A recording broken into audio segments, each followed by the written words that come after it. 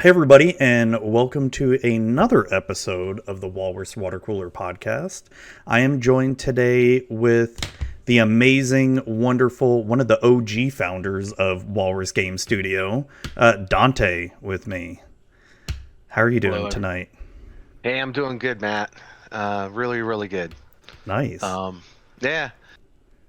So been working a bit in Unreal today, doing some edits, making some progress on some things. But Ooh. yeah, it's been good. Yeah, man, it's been exciting times. Like, if you follow us on social or you listen to last week's episode, it's like we've been heads down deep in this Kickstarter, trying to get the marketing push, the advertising push, and dude, it's real. It's happening. It's like, oh shit. Hey, let me play off of that the real part, right? Like people may not understand how much work, like, you and Kurt are doing a lot of the uplift on the Kickstarter and the prep for it, and it's amazing to me how much work actually goes into a real full-blown Kickstarter. Yeah, What right. right. It was one thing for you to sit down and kind of develop the initial, adventure, That get was it the out easy there. part. Yeah, and at the time, then you threw it at me, and I did my read through and edits, Yeah. and got pointed out some of the plot holes, and we patched those up, and kind of, and then the whole, making one book buy one book to cover both of the major systems. I mean, was just a brilliant idea in itself, and I love that. Oh, I You love know it too. that boy, that in hindsight was the easy stuff, and we thought, like, how much time we put into Right. those things. But man, going and doing this, all the research, the best month of the year to launch a Kickstarter, how much capital it's going to take, and then you start talking about the publishing costs and the distribution costs, and um, you know, uh, How many nights have we spent, you, me, and Kurt, just going over calculations of cost? And this is, and I've said this before, is like, this is why I'm so glad I joined up with you guys, because I'm just the creative guy. I write the dragons and stuff. You guys are like the smart business people. I'm like, I'm dumb. I don't know. I'm I'm looking for like one of the original early versions of that spreadsheet, and I'm not seeing it right off the top. Like, Um, people who are listening, we have spent hours. All right. When I tell, my friends, like, it was like almost every Friday night for a while that we were spending just working on calculations and yeah, I mean, trying to figure out Kickstarter stuff. And we modeled so many different publishers against other publishers, against self-service, against just on-demand publishing, and honestly, we kind of landed in that direction.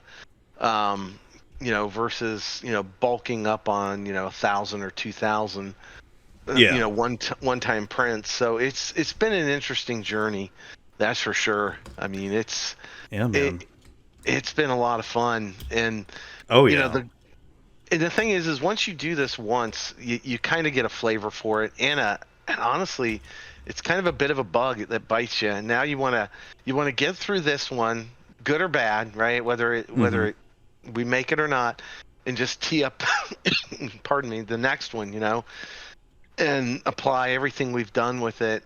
It's it's been a journey, yeah, but we've spent countless nights just talking, even if it's not a full-fledged face-to-face, like, over Discord. We're at least texting each other ideas and, Yeah. links and all that kind of stuff. So it takes a lot to do a Kickstarter right. It really does. It's and I found what's hard for me personally, because even the book isn't even 100% finished. right now, right? Like last night, I was having to go through all the edits where we have our volunteer editor. I don't know if she wants me to mention her name, but I won't because I need to ask her. Um, I, I'm gonna shout out her first name couldn't hurt, could oh, it? Allie, yeah, Allie. Allie, yeah. I'll check with her to make if how she wants to be credited and all that. Um, Yeah. but Amazing editor. like it took Amazing. me. I was just telling you before we went live here that thank God for her because, um, yeah, you and I we both really suck at writing or the grammar, I should say. Like, oh my Yeah. God. It's great. Yeah. It's been many years since I took college English. Yeah, Um, but I mean that's her job though. Like, so she's gonna no, and she told me like it didn't even take her that long when she actually got started and all that. mhm. But no, so I went through all the edits. We've got some revisions to do with it, and where I was getting at with this is it's like I'm a little frustrated because I want to go in and start working on the next book, the sequel to this. But I'm like, no, I gotta stay focused. Gotta stay focused on this, and that's hard right now. It's really hard. It, it is, but I'm with you on that. I mean, we have, so to those who are watching this, that we're talking about, the our Pathfinder and fifth edition. We don't want to say the big words there. God Yeah, forbid. the Tales of Valiant Fifth Edition. Yes, there you go. Because Um, that's what we're using on the orc when it comes out. I mean, not only does Matt have like what 2 or 3 of the next, you know, books in the series built out, but we've got this entire one-off series offshoots that are in the world of Aspartia that Oh, I know your slowly, blade auction. I can't wait. yeah. So what he's talking about is the blade auction is literally it's just going to be a book of one-off. Not unlike something that a very large publisher of fifth edition did it a couple times, but Mm-hmm. you know, um, and they explore different parts of Aspartia, but not so much in great detail. But it's you may see characters from Matt's main series, NPCs show up briefly in these or become the center plot points on some of these, but Mm-hmm. there's just these wonderful one-offs to introduce different areas of the world and kind of whet everyone's taste to build out the world, because we're not kidding when we say we don't want to write the whole world. We want to put it out there, and we're Yeah. hoping that other people jump on it and start building it out and putting lore in place and developing canon around some things. It would be nice to see what the community can do with it. No, I'm excited for that. Because yeah, I mean we're starting off with basically zero community, and that's what I'm excited about the most with this Kickstarter. Like when we succeed, we're gonna start building that community base, and Yep. um, and when we start doing these other play tests for our modules, it's God, it just makes me wish it's like shit. I wish this was my full time job and not just the part time. Yeah, maybe someday, right? I Yeah. feel this. I feel the same way. Um, I'd rather I'd rather be inside of Unreal, working on some things than the normal day stuff. Yeah, So yeah, because we've got this trilogy that we're working on. Like I've already started the high level brainstorming or plot or whatever you want to call it, high level brainstorming for book 2, and I've got a very somewhat idea for how book 3 is going to go. But I'm not making any like concrete plans. And then I already know what the next like big trilogy book is going to be too, and hmm that one's going to be a pretty big epic one. But that may be like after I get done with this trilogy, I may just I really want to do my alien abduction one that I've teased Oh, before. that would be good too. Dude, could you maybe drop a hint? Is that big more epic one? Is it more of a story, the adventures of a little gnome mage, maybe? He'll definitely be in it. Oh, really? Well, It's it. I guess for anybody who has played a lot of D&D, or I'm sorry, Fifth Edition, with me, uh, it is gonna be basically. I'm taking. You remember when I did that over 2 year long campaign? I've told you a lot of stories about. I'm gonna yeah. essentially make that a trilogy of books because there was a lot of plot points and story beats where I could easily make it another trilogy, and Okay. and it will fit. Well, actually, oh no. So I'm not going to spoil what happens at the end of the third book of Silver Flame, but the end of Silver Flame will basically sort of lead into the next epic trilogy in a sense. Like they're connected, but not. But you can still play them separately without having to play one or the other. Nice. That's perfect. That's and it really it kind of like that is the style that we're trying to go for with this world where adventures should lead to other adventures, but maybe not. You don't need them per se. You don't need to do the first ones to do the next series. So Yeah, good stories should be able to stand on their own feet. yeah, I agree. I agree. That's where the middle book is going to be a little bit hard because it's going to rely so much on the previous. But it'll be an interesting challenge to see how we can still try to make it stand on its own. We'll So get there. we'll figure it out. So I want to pivot real quick to the Kickstarter. So obviously, I've been pounding this everywhere on social media. Kickstarter is October 3rd. I mean, you see it on the screen if you're watching us right now. Um, Kickstarter goes live October 3rd. I am working on what I'm going to be doing for the all-day stream that I'm going to start at like 8:30 a.m. or 9 a.m., something like that. And I took the day off work to then stream all day and not relax or anything. Let's see. Let me see if I can join you at all at some point on October 3rd. If not, like I said, I'm streaming until I'm trying to plan at least 12 hours minimum.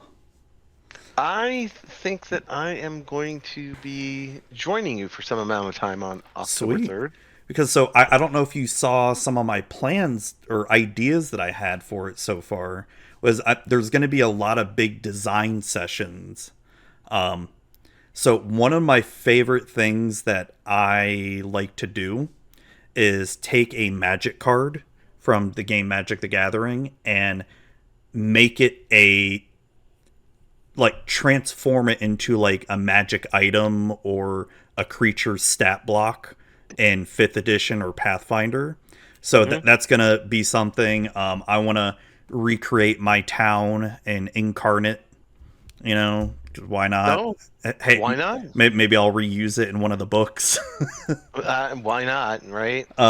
Also, I'll work on creating some pre-generated characters for the modules in both systems. So if people just want to jump right in and not have to make characters, boom, there you go.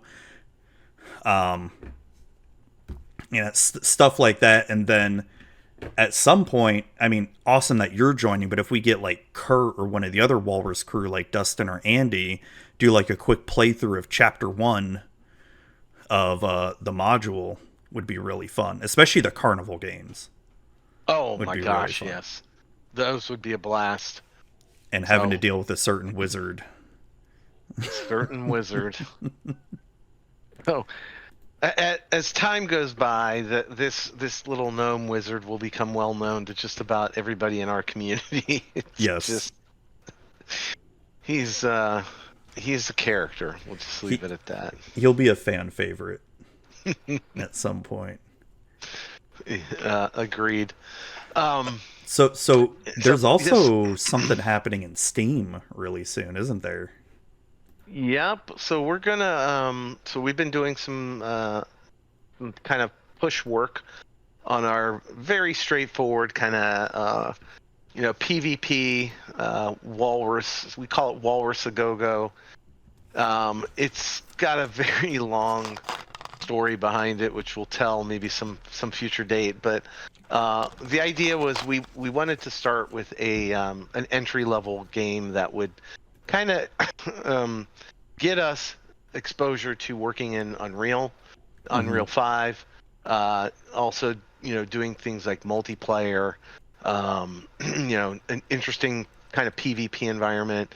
So it's just essentially a walrus versus walrus versus walrus game of different dance moves on the last piece of floating ice in the North Atlantic sometime in the future. Essentially fighting over that last scrap of ice. Um, and there are sharks in the water, orcas, birds that seagulls that will swoop down and blind you momentarily. So there's it's just an interesting kind of thing where you can push and shove and dance your walrus to victory and get everybody else shoved into the water and possibly attacked. There's mechanics to get out of the water as well. um, and we're one of the interesting things though about really the game itself, which is coming to Steam. So we are going to try and get an alpha, kind of a beta, uh, uh, pre-release up there just for people to download. We're definitely going more the co-op route with this thing. It's not going to have a standalone server or server farm. You're basically going to just have to play with your friends. Yeah, Um, it'll be a peer to peer type yeah, thing because that makes the most sense because we're not we're not big yet. We're not ready for that. we're not, but We got to we're start cross. somewhere. Got to start somewhere, and we're getting our hands deep into a lot of the a lot of the coding, a lot of the net code, and just animation, actions. But the neat thing about it was the shark and the bird AI. It's very it's been very difficult journey to get um, an actor to kind of move in that 3D space as if it were alive Hmm. and was chasing after something. So, there's a lot of Unreal AI out there that you can get. Some of it's free, some of it you can buy on the, you know, in the store. Um, but it's most of it's based off of that 2D plane, right? Like I'm walking or I'm climbing a cliff. It's in the end is very 2D.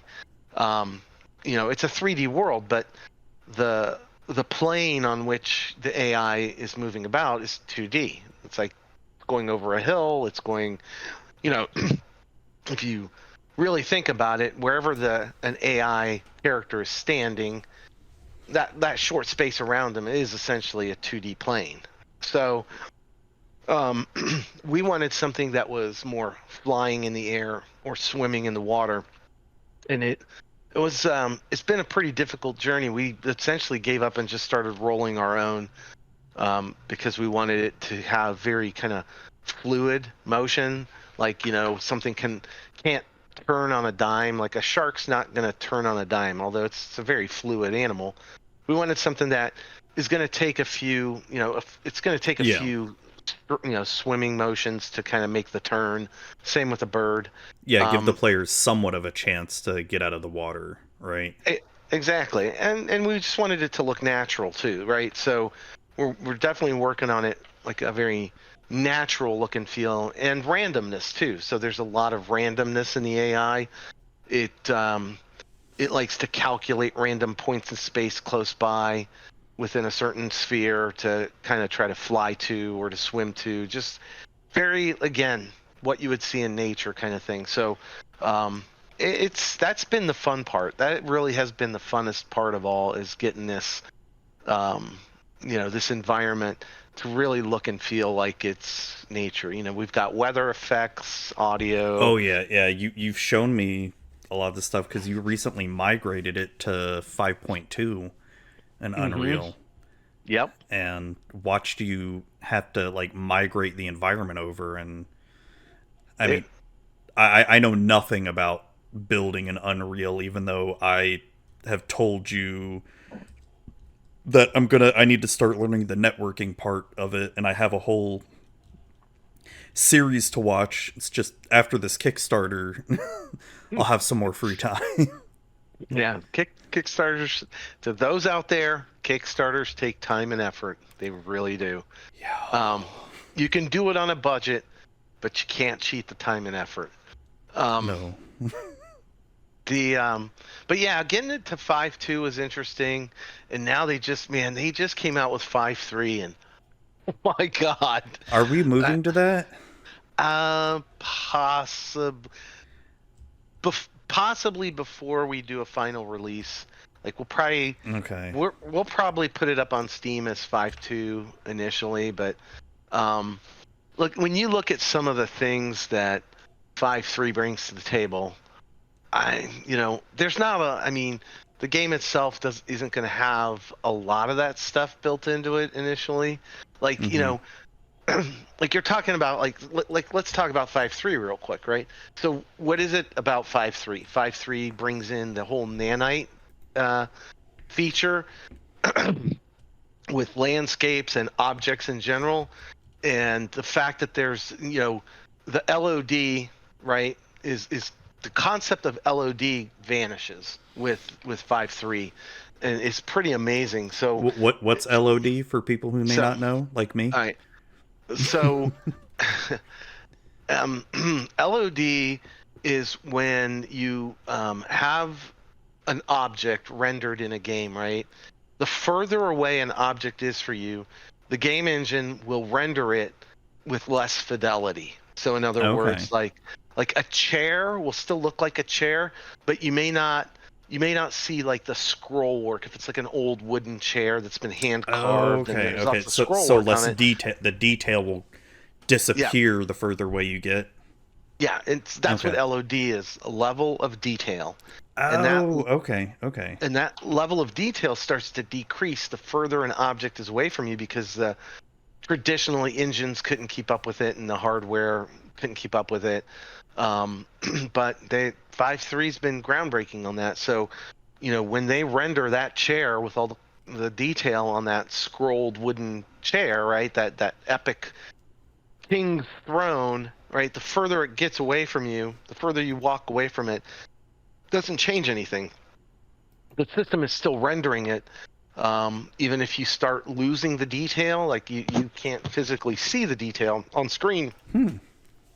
it's it's Interesting. still it's still there. So think of it this way: like, how many times have you played a game where you're moving so fast through it that it pauses or hiccups as the engine re-renders the environment around you, right? Um, Yeah. it, Yeah. No, that, that I mean, Baldur's Gate 3 is a really good example of that. Yep. That re-rendering process is not. It's it may occur, but it's not the same kind of situation.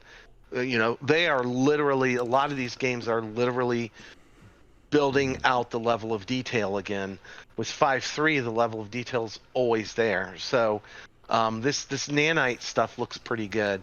Well, And it's I want to ask you a question on that level of detail. And obviously, I don't know if you've read up on it or anything, but how does that affect, computers that aren't, you know, that high spec or anything? I honestly have not looked at it that deeply yet. Okay. So I don't know if there's a cutoff. I don't know if like a 1070, an old 1070 is not going to be able to cut it.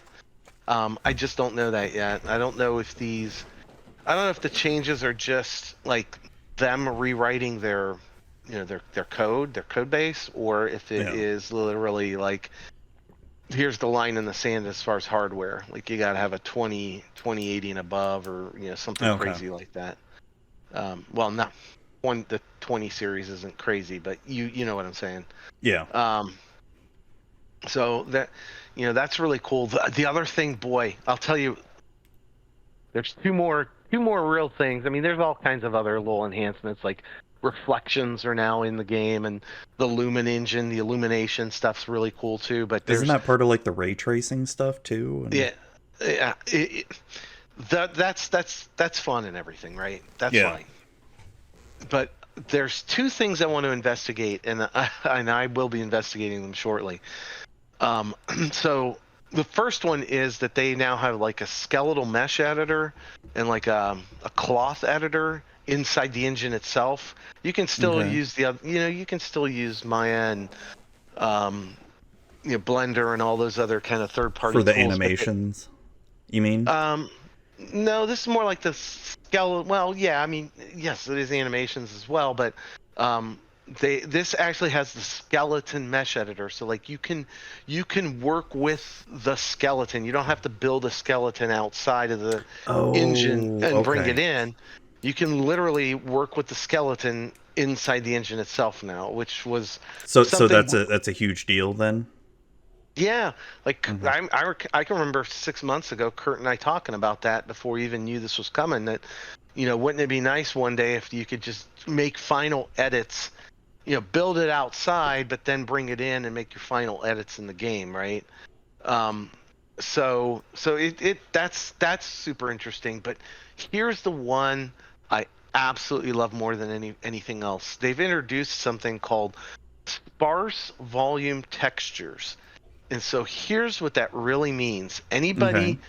Anybody who's ever played World of Warcraft and has flown through the trees and looked down, you know that those trees are just 2D images at like, 60-degree angles, right? So that Yeah. from the ground they look like trees, but they're just 2D textures all over the place. And it's the same with a whole bunch of other stuff like explosions, right? Off in the distance are usually just a 2D texture that's animated like a movie screen to show, you know, this explosion in 2 dimensions. It looks great to you because it's usually you're far away from it. So almost all these games, they've gotten really good with the 2D effect, right? For an explosion or a big puff of big puff cloud of smoke, or whatever, right? That's gone, man. They are Oh wow. doing literal 3D. Like, let's say a meteor smacks into a big smacks into the desert, right? And in the movies, you see that big dust cloud puff up, right? Well, in 5.3, that's a for real thing, man. That big dust cloud is a big dust cloud, and if you and if you can move your character fast enough through it, like if you were Superman, you could literally fly through this dust cloud and it wouldn't Oh look wow. like it was 2D at certain angles. It's literally 3D. So it's no longer like as a developer or programmer, you no longer have to do like camera trickery or anything, Nope. or oh Nope. You oh wow. put this volume texture in, and you define the texture, you define the volume and how you want it to behave and all that. And I mean, all I've seen is demos of it, right? So I haven't gone hands on with it yet, So that's but got to it be looks huge though, right? right. I mean, it really starts turning these environments, because look, in a game, the environments, technically you could play World of Warcraft with none of the landscape, right? All Mm-hmm. just gray blocks everywhere.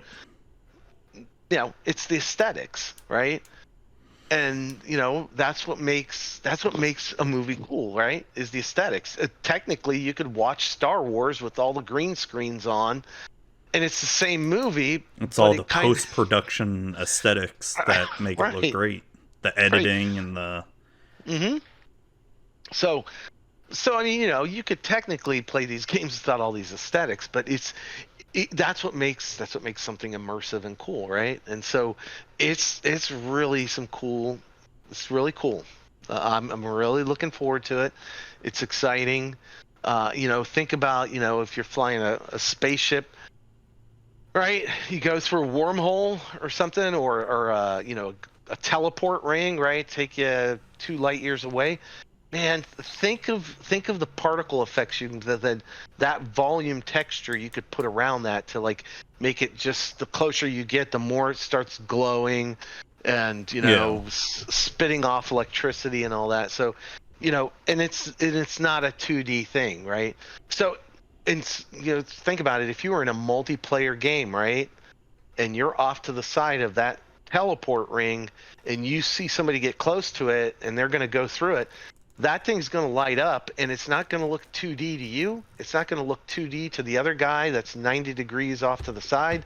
It's going to look like it's supposed to look like That's that, like the awesome. whole concept of it. So that's the part that really has me most excited because while 2D effects that look like 3D are, I get it. You had to do it at the time. Now we can do it right. And as a game designer, a developer, I like those kind of things. I want to make it as immersive as possible and as interesting as possible. Yeah, not have to learn like making a fence look 2D but or make it look 3D but it's like a 2D object or Right.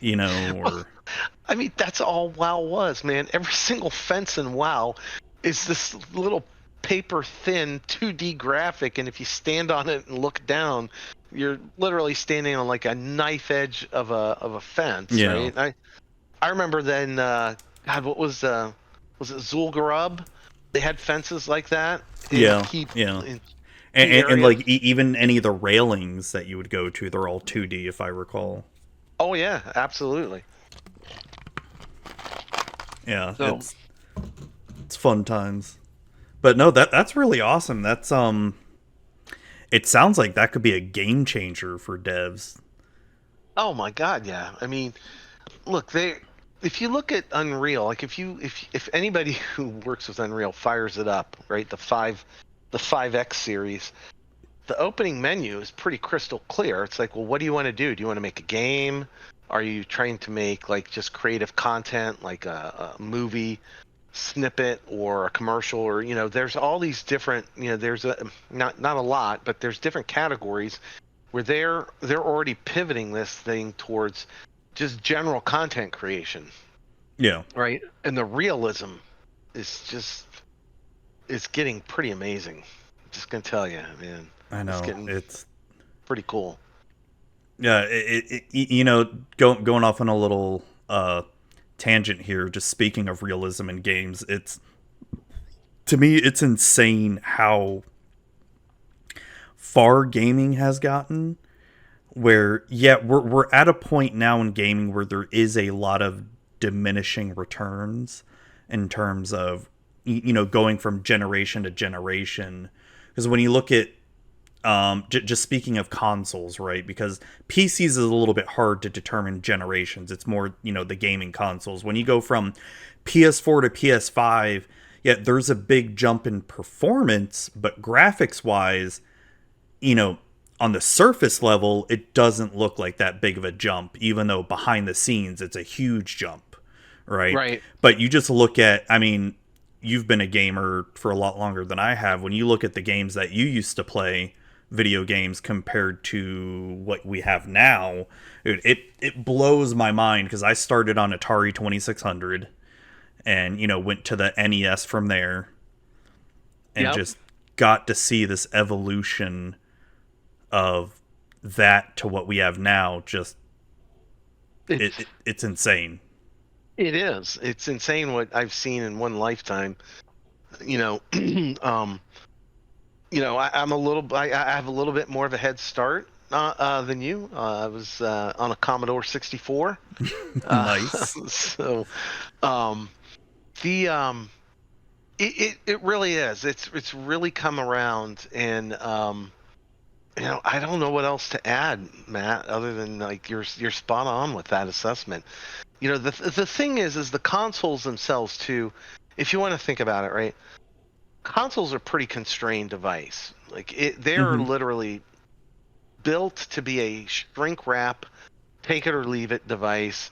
Yes, there's modders out there, but the average the average person, me, I look, I build my own PCs, right? I Hmm. go get the parts, I build it up, um, I do what I want, but even I'm not going to mod one of those things, right? I'm not going to spend that much money, crack the case open, void the warranty on it, You're talking about a on console?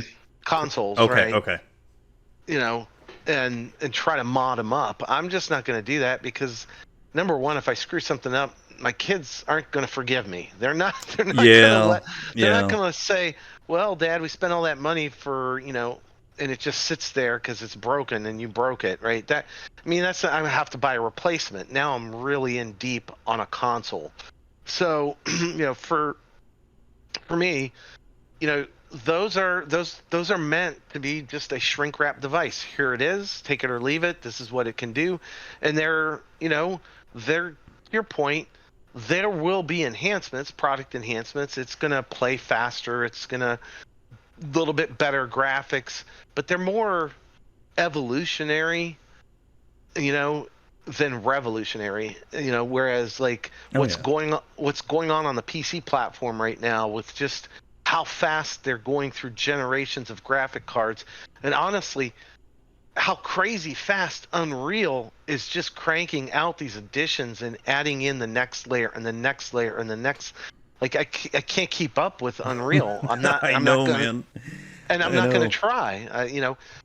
A smart developer is not gonna chase versions, right, for a project. Now, the next project, they'll look at the benefits of using a certain version of an engine and the engine itself and saying, you know, that would be okay to do it on that platform, or, that game engine.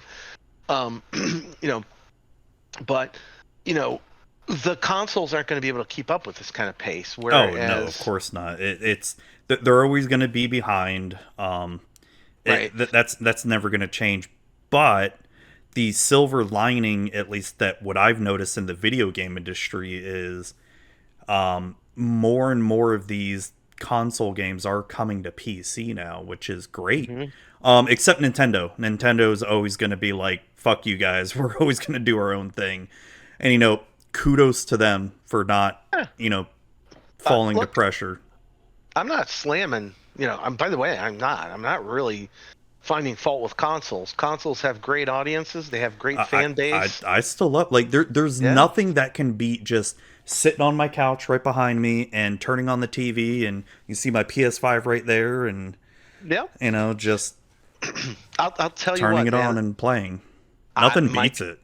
my kids have Nintendo Switches, and I'm jealous as shit because I don't have one, and I can't just play some random little Nintendo Switch game. And look, uh, shout out to Vampire Survivors, right? If you're out there and you hear this, I'll give you a shout out. They built a great little Steam game, a little PC game that you can download and play on Steam. It's fun as hell. It's old 80s retro, Oh, I've sunk 8-bit, too many hours into that. right? And I absolutely love that game. And so there's markets for everything, and there's reasons why you play certain games and reasons why you play other games. And so it's a great. I love the gaming industry because there's just so much you can do out there. You've got. I mean, if we want to talk engines, you've got Unreal. Godot is up and coming. There's people out there trying to do their own thing and have their own engines, and there's plenty of other smaller footprint engines. But let's talk about the elephant in the room, Unity. It's a good Man, segue. Yeah. yeah, this message to their CEO: Have you lost your mind? Right? Have you really? Let me throw your let me John Ricciello, if you're listening, I'll use your own words against you. Have you become a fucking idiot? Right? Those are your words, right? Did you think you could micro monetize? it's look, as a game dev, man, if you come to me and say, here's the contract, this is how we're going to do things, right? Here's how Unity will monetize off of your game development. Okay, fine. If I'm going to use Unity, I'll sign off on that. But you can't come back to me after the fact and say, well, we want to change our mind, and we want you to pay for things that are completely outside of your control.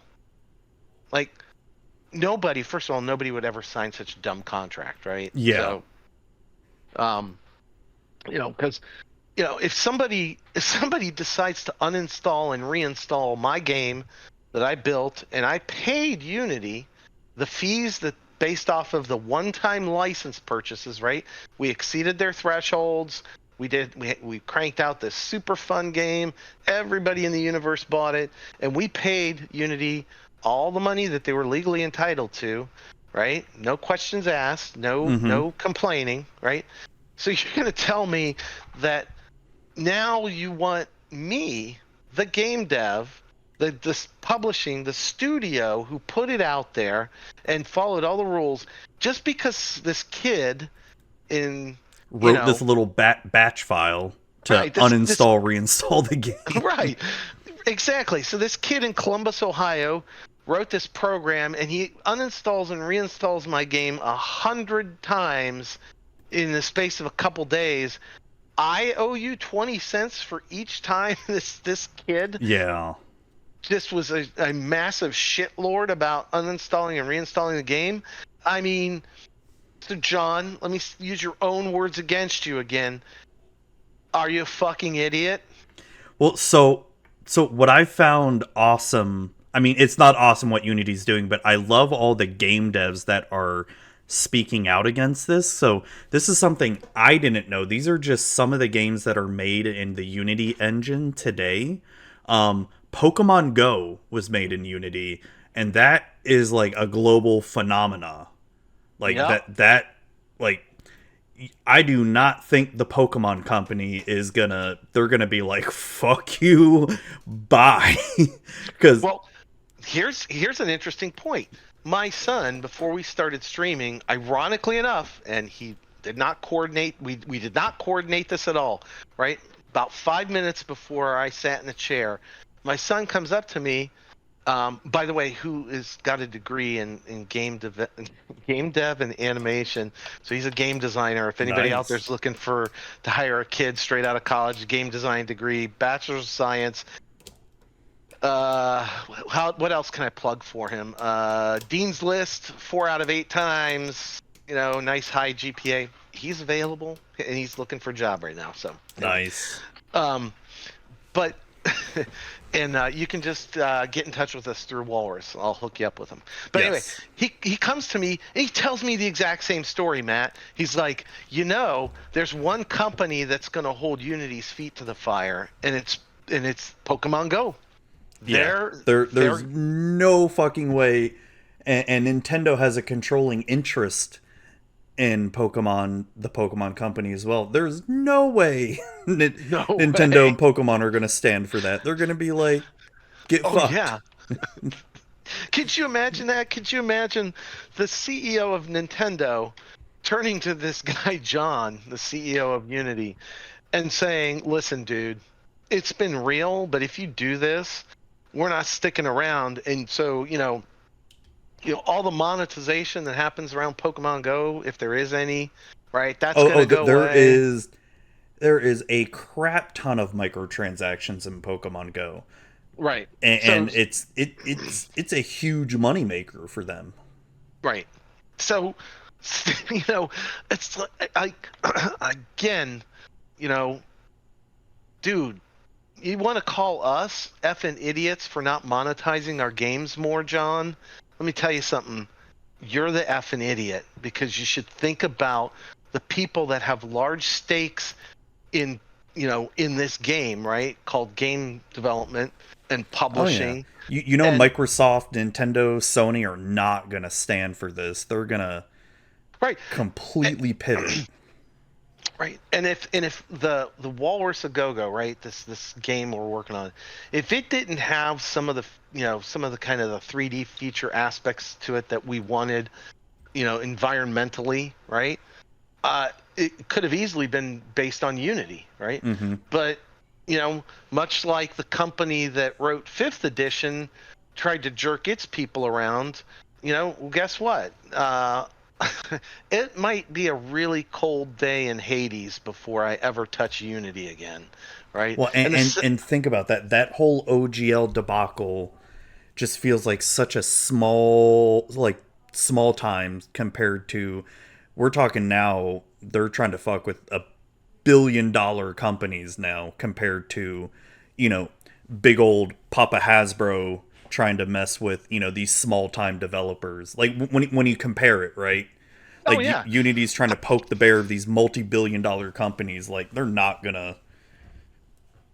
right. I mean, They're if they were taking their guidance from WotC Hasbro and saying, hey, well, why don't we try that, right? For whatever your calculations were, right? they get an A for effort for you Well, know we get an A for effort, but to your point, WotC Hasbro, they're just picking on little guys, right? yeah, they were fucking over little guys comparatively.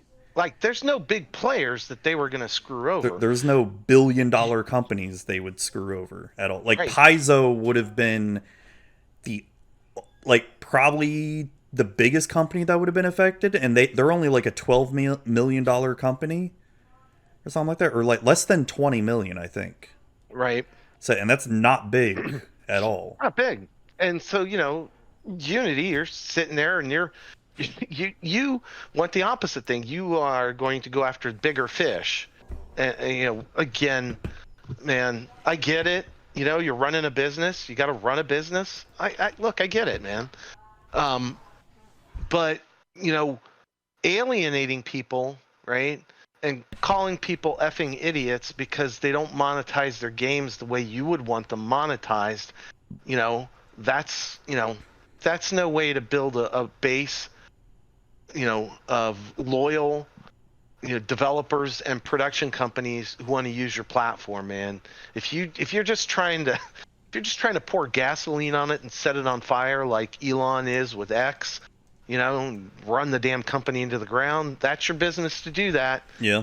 But, you know, um, but I don't know, man. I just think that they really should have thought that through a little better.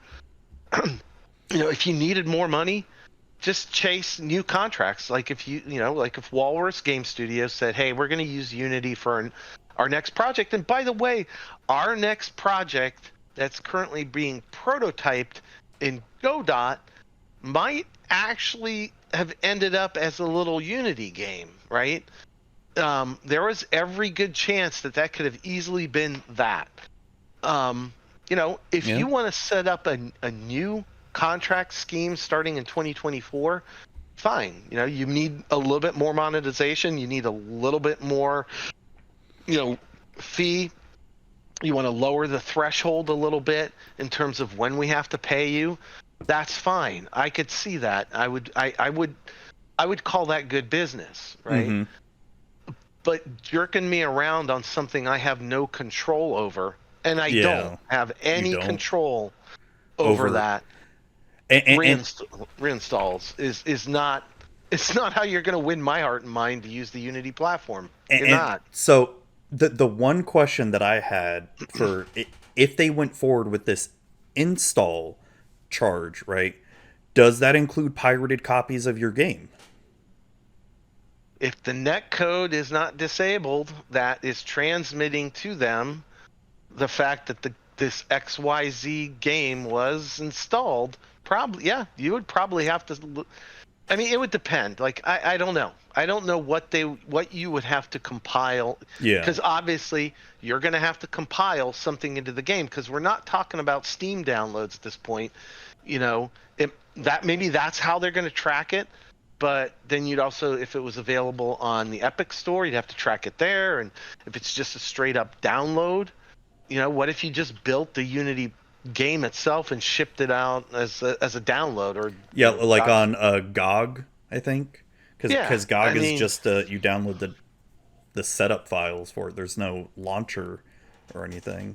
right. So are you going to force me to embed a piece of code that literally reports back to you on an API call? Right. And that I could see that. That's not a difficult thing to do.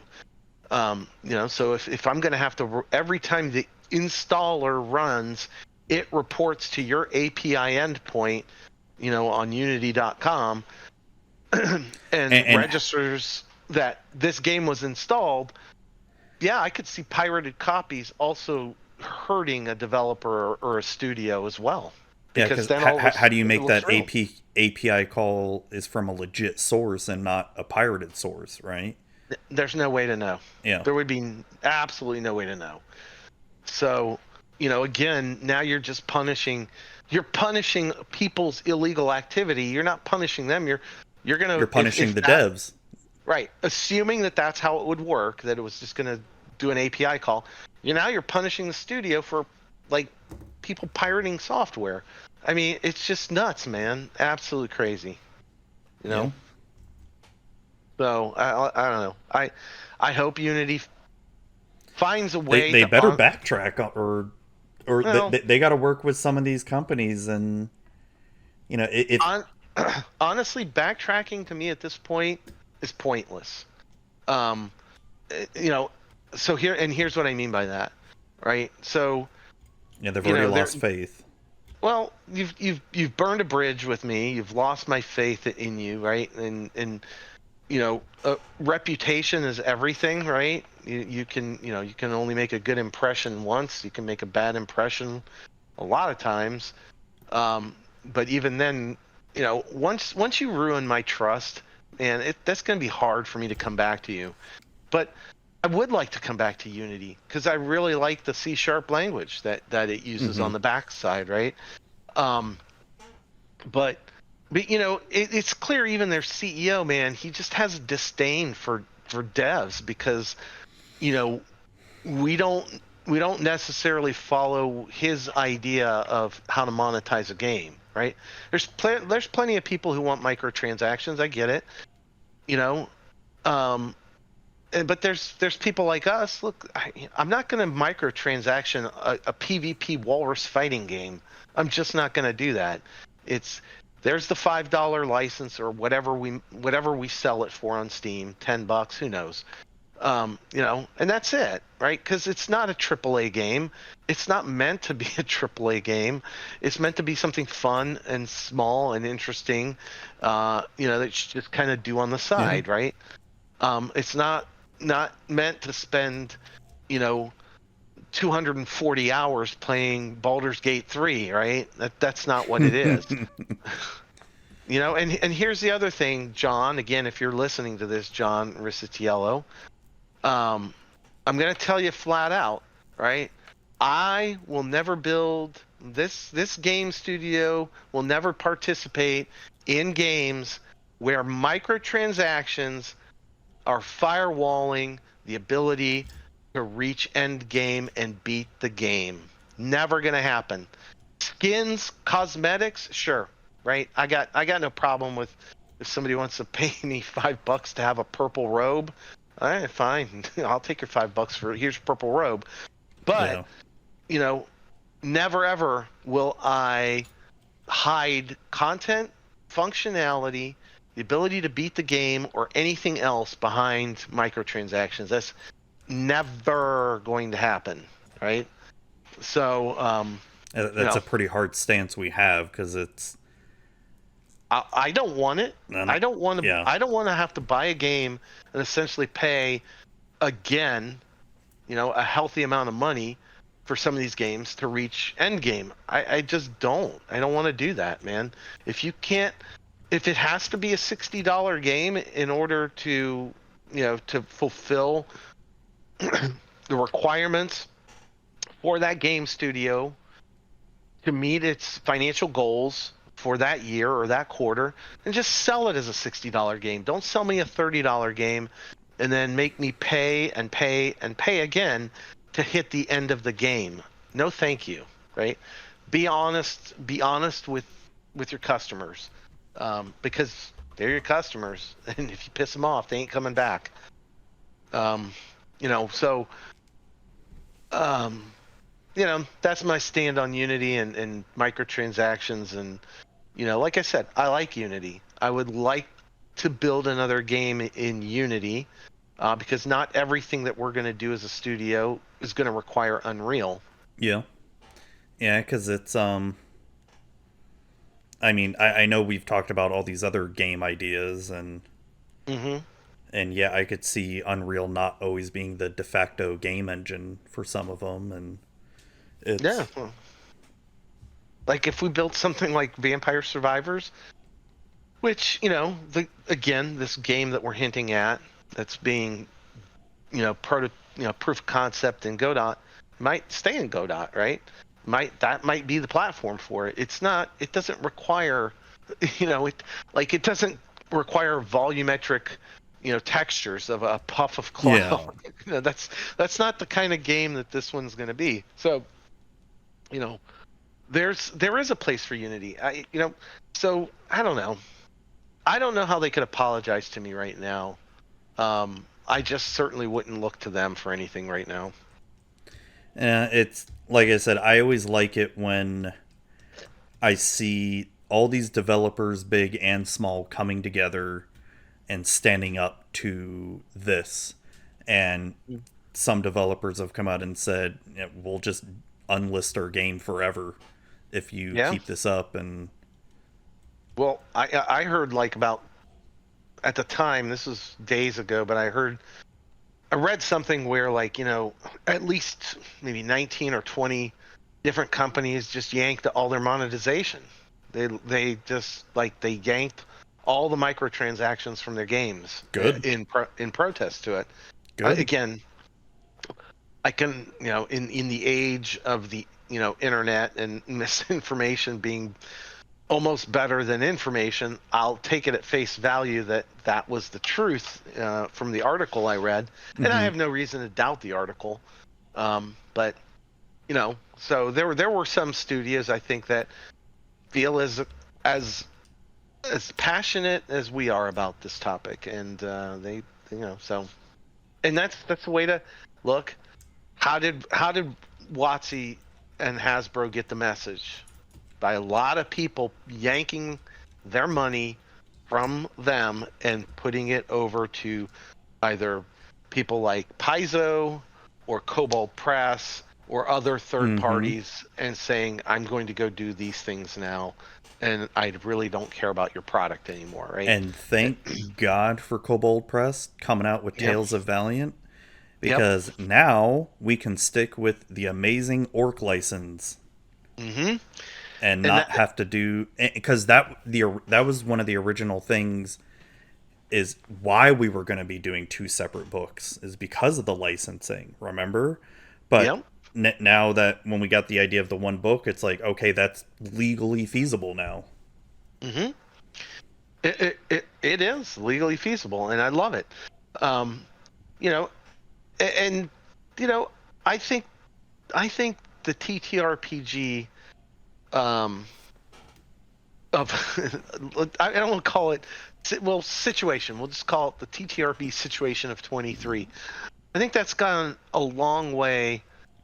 I hope to showing that you just need to be straight with your customers, straight with your partners, straight with those around you. And if you if you reach a situation where there's, how do I say it, your company needs to look at the finances, right? And there may not be as much revenue coming in. Find a way to work with these people to reach something that's mutually beneficial to everybody. Because look, if Hasbro and WotC had come out and said, "Look, we're struggling, and we got to figure something out," let me tell you something. The community would have rallied around them, because nobody wants to see this game genre die like it did Oh in no. the late 80s and early 90s, only to be resurrected again, right? Nobody wants to see this go away, because people love this stuff, right? Um, you know, I don't want it to go away. I would have rallied around them. I would have bought a collector's edition book or something, or Oh yeah. repurchased something that I already Well, bought see, again. it wasn't even, if you recall, it wasn't even due to them losing money on it. It was due to they weren't making enough money Oh, on D&D compared to Magic. no, right. I do remember that. I'm just saying, I'm trying to be as nice as possible to them, Yeah. right? Putting together this a fake straw man that it was about, you know, they were struggling financially. They weren't. I'm just saying, you know, like I would have jumped in and done whatever I could to assist in my own small way, right? But it was obvious and apparent, just like our friend John here from Unity, that you're just chasing cash. You don't really Oh yeah. you don't give a crap about the game. And this, my opinion, this is Dante's opinion only, does not reflect my company or anybody else in this universe, but I to this day don't believe what Hasbro gives a rat's behind about the D&D product line. It's just a revenue stream for them. Oh yeah, And and it's you know, 100% apparent. And right. I mean, I feel like the devs, the people designing the game, do care about D&D, but the suits, they don't. They don't. And the same thing goes for Magic the Gathering. Even though I don't really play the game, I still like to follow up with the news on it. And Yeah. and it's crazy following Magic, where there's so many reports of LGSs are just not carrying the product as much anymore because it doesn't sell, Hmm. due to WotC's practices. Yeah, It's look, I'm with you, man. Let me just be clear about this. I think that there are a lot of passionate people that work for WotC that put their heart and soul into Magic, D&D, and all those things, right? But the company that owns WotC, Hasbro, I I don't even think they really understand what it is, to be honest. They That's don't. They don't. my opinion. It is on record that the CEO or one of the COOs, one of the chiefs, had to look up on Wikipedia what D&D and Magic the Gathering are. Which is to me criminal. Like, That's how can you be an executive officer of a company if you don't understand your own products you're selling? exactly. That makes zero sense to me. Zero. You should know everything that's going around your orbit.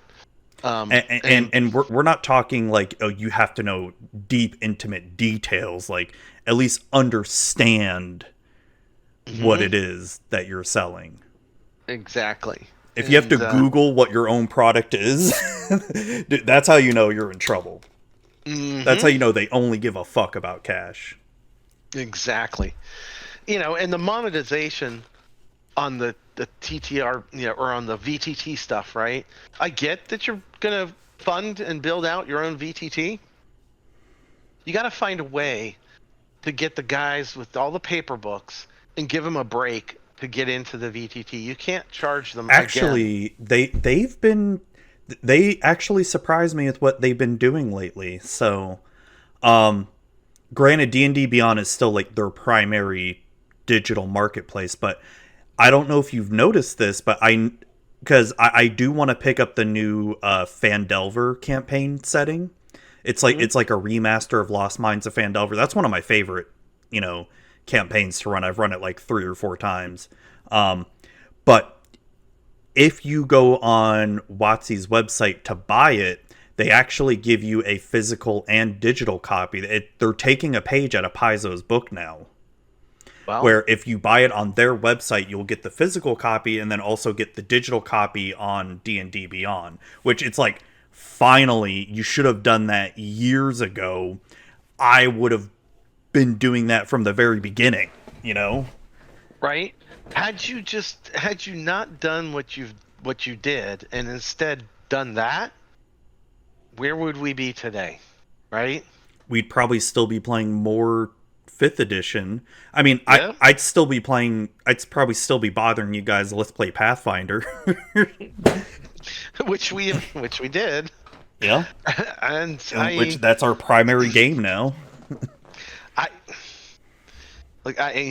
I played a lot of fifth edition.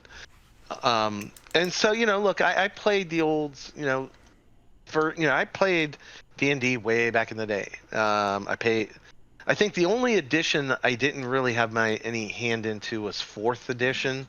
Um, and 3.5 was what we were playing just before 5 came out, fifth edition. And, with my kids then. Um, and I just like the crunchiness, and again, it's personal preference, but I just enjoy the more crunchiness of Pathfinder, right? Second Yeah. edition. I just I feel like it's just richer experience. It's a crunchier experience. The There's rules are a more. lot more defined, which is one of the things Yeah. I like. Yeah, fifth edition. Look, fifth edition. I'm not going to slam it. It was perfect. The timing was perfect. The ability to onboard into that was perfect, right? For the Oh average yeah, person. Like, it was a I think it's great. a great introduction for new players. It is. It really is. It was designed well, and it really brought people back into the game, or brought a whole lot of new people into the game, and it was easy for them to pick it Brought up. me back into it because I played second edition when I was a kid, and I played a little bit of fourth edition in college, and we didn't really like fourth edition, and that's where we made up our own system. Yeah. And we played that for years and years. Speaking of, put a pin in that. You heard Oh, it, oh, I know. people. You Yeah. heard it on this podcast. So that's sitting on the horizon too. Oh god, there's so much work. Well, we got to release the other game system that we've play tested. Actually, the zombie system, Zombie. Okay, listen. because that one's coming out first. Because that one won't take as long compared to the other one. So during the pandemic, we got busy in a bunch of different ways, and we forced Matt to play this old design he had come up with, right? Hmm. And we did it twice, I think. Yeah, And it's just friggin' hilarious. So it is called right now. Its code name is Zombie Run. But imagine if you took a TTRPG and smashed it together with something like XCOM and some other stuff. And the whole point is, like that kind of game, is to just get off the map. That's yeah. it. You Like just survive. survive and get off the map. Like, there's no bringing your character back for the next adventure, right? It's literally build a character and try and get him off the map. Yeah, it's meant to be played very fast. You know, oh my god, so you could. it was There's so like much fun. different little scenarios that will happen, and it is a lot of fun. Like I want to go back and work on it, but we'll get there. We'll get there. Yep. During the play test, this is hilarious. One of our other players, Dustin, he trips and falls next to my character. I abandon him. I just like, look, you're on your own, man. See you later. And by the end of the game, he escapes. I'm dead. Yep. That was so much fun. That was a hoot, man. Oh my god. That was beyond fun. I'm just sitting Yeah. there like, I'll see you later. Yeah, because it's a game where, I mean, just like when playing actual zombie video games, if you try to fight, more than one or two zombies, you're probably gonna die.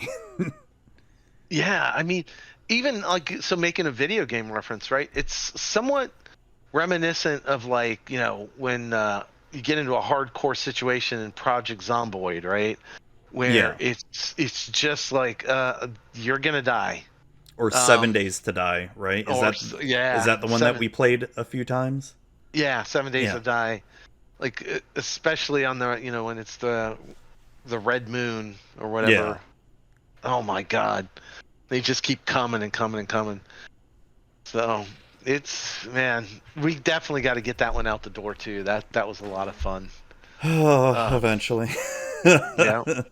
Well, we could have used a smaller game engine, to, I'm not going to mention any names, but something a little less intense than Unreal to even have a complementary video game to go with the board game or the TTRPG rules version of it. I'm just saying, Yeah, true, true. I'm just, anyway. Sorry, I had to keep getting that little jab in there. A little bit, I could tell. A little bit. A little bit. But TTRPG. I mean, look, these Silver Flame Legacy books, man. They're just, these things are a hoot, man. They're a lot of fun. We've play tested through this first book, and man, we not have just a blast? Yeah. Yeah, you guys, I'm trying to remember if there's anything like super crazy that happened. Well, my rogue. Oh Right? yeah, oh yeah, oh, and Andy's character, the fucking doctor that liked to touch people's faces and stuff, and he would only be sober if he was drunk, and if he wasn't drunk, then Yeah. he would be not or just completely beside himself.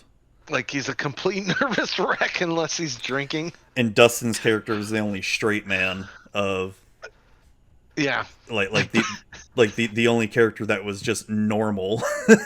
Right? I was the definition of a murder hobo. Just where.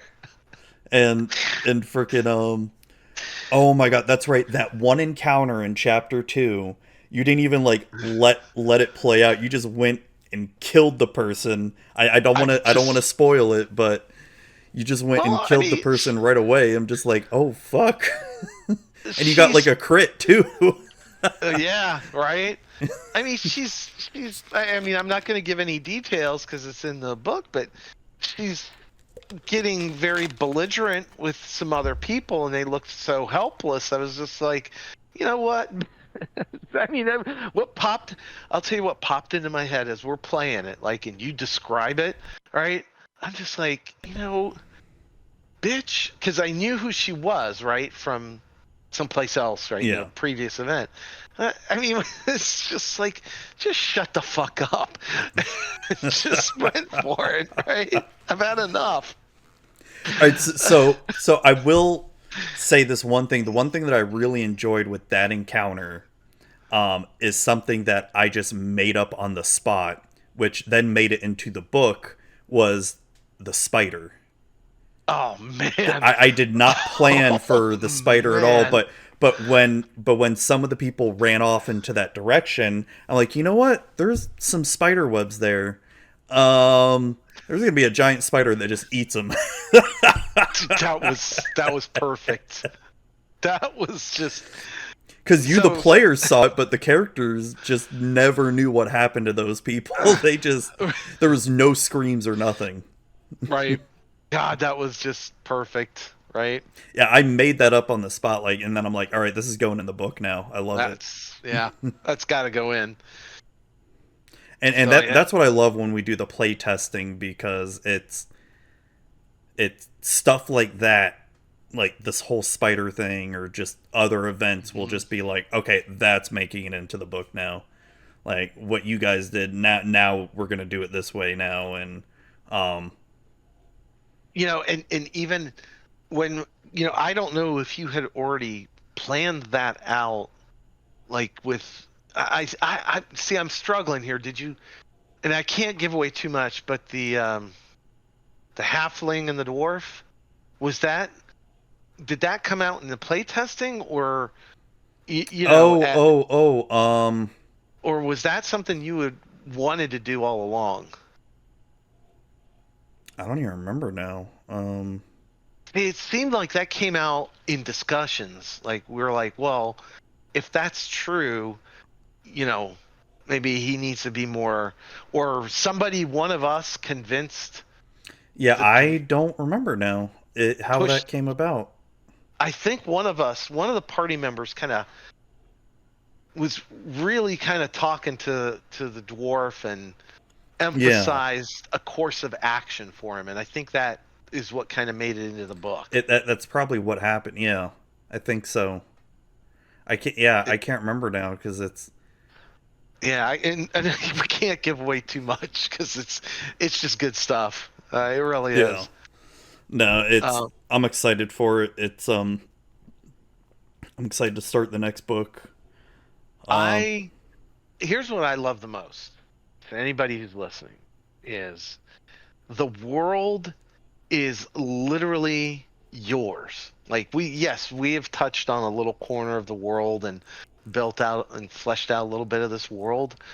But God, it's so great to have a framework of a world. Like, here are the Yeah. continents and here's things, but like, it's not like a book.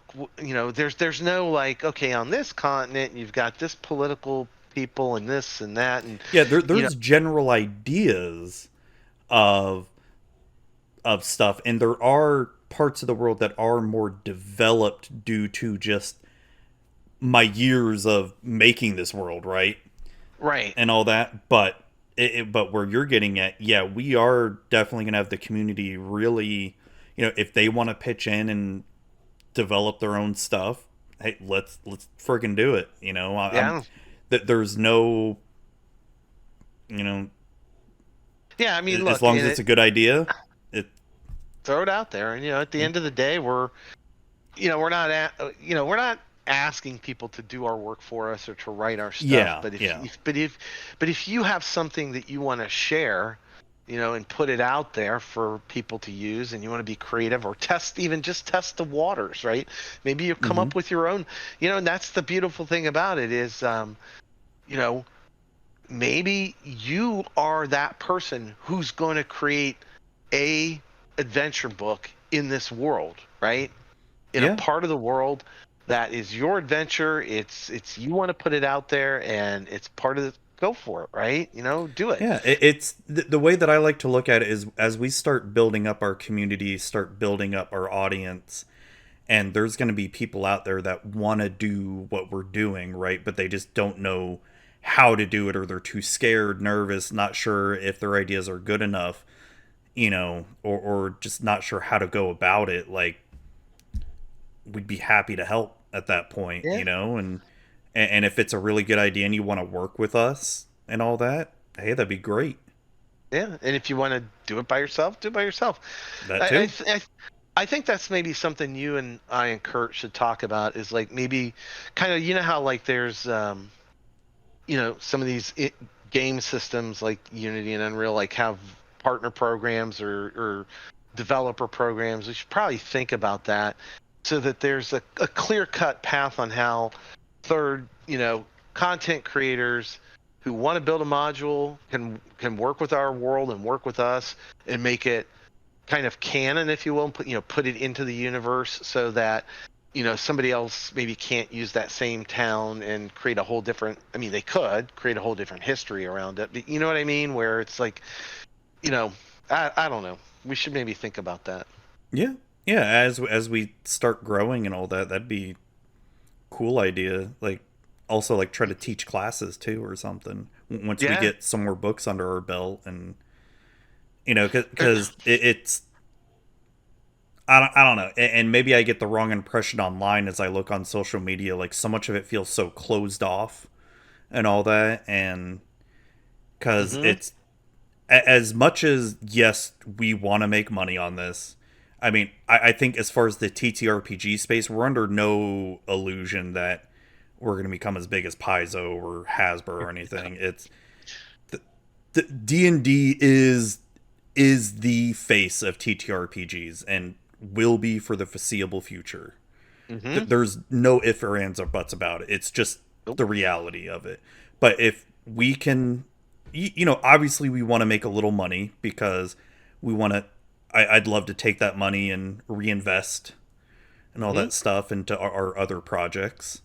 But if we can also help people out there, you know, too. I mean, I'm always about mentoring other people and, Agreed. lifting people up.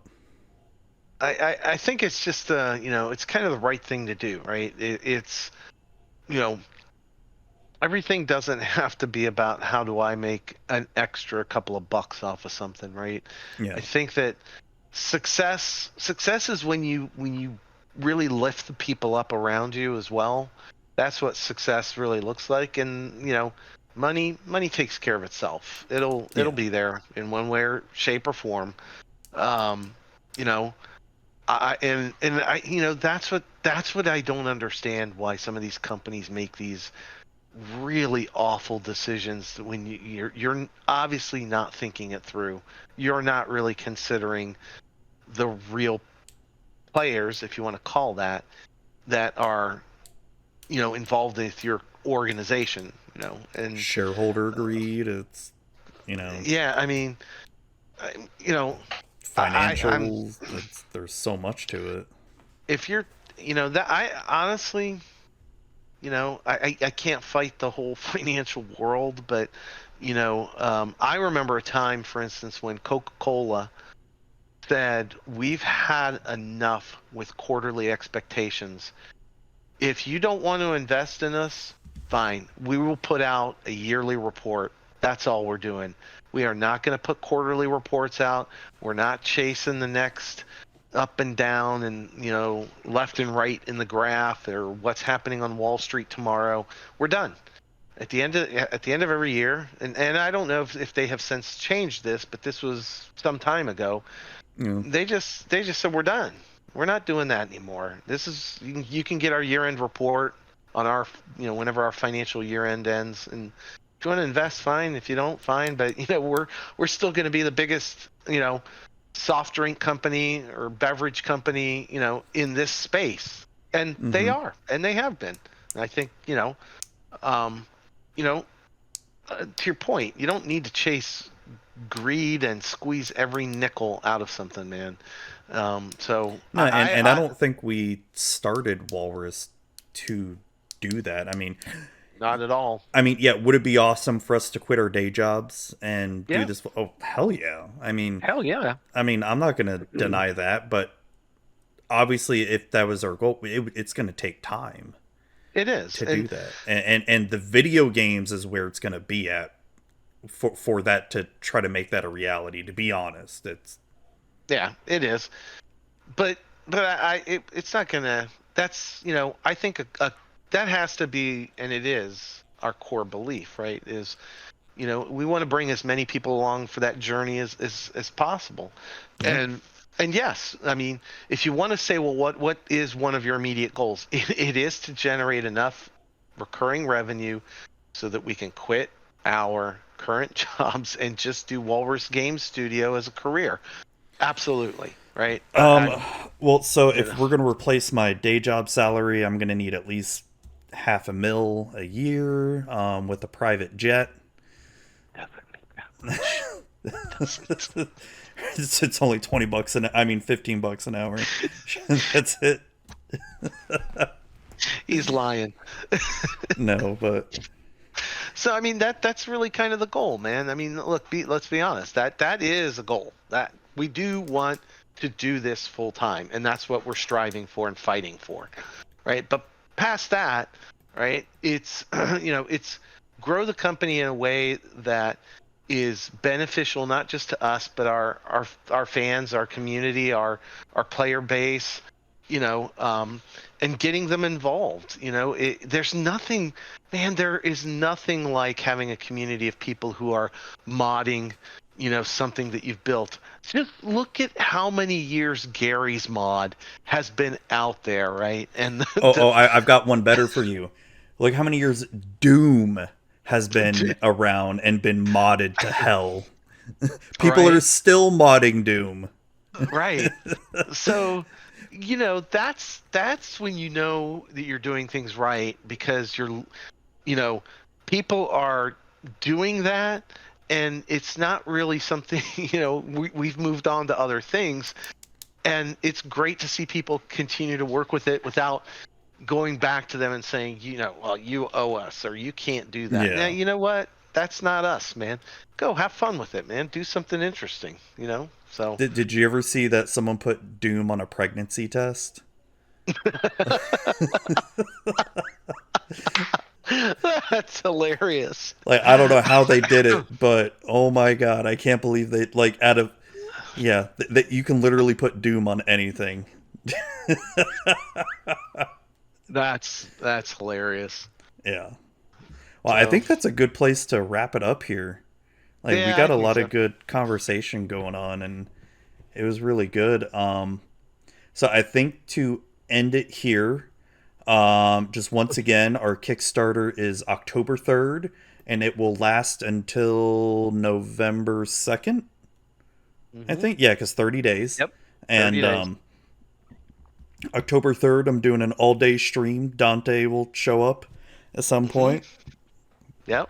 Um, I'm still trying to mentally prepare myself for the all day because it's a lot. Hmm. It's a long time. And Dude, then I think you need to definitely have a game plan going into that. yeah, I'm working on that now. And then yeah, the Kickstarter. More podcasts will be coming out. Trying to do one at least once a week. Especially while the Kickstarter is live, and then I guess we'll just go from there. Okay. Find us, all the links to Walrus are going to be in the show notes and in the YouTube description. So just follow us all there, and yeah, have a good one, everyone. All right. See you guys later. It's been entertaining. Yeah, bye.